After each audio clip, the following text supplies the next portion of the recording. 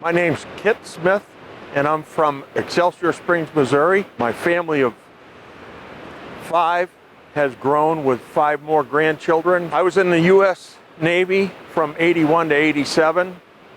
I'm a 100% disabled veteran. Got out and started my own business until 2013, at which time I got completely disabled physically and mentally, and I had to shut my company down. Then I got into beekeeping through Heroes to Hive Network, and it's turned out to be a great transition. This past fall, my eyesight decreased significantly, which was a scare. With my PTSD and my physical disabilities, day-to-day activities are a struggle. AgrAbility was presented to me where I could get assistance with my disabilities for sustaining the farm so that I can keep it and turn it over to my children so that there's a legacy there. When I talked to them, they turned me on to the state Rehab for the Blind, as well as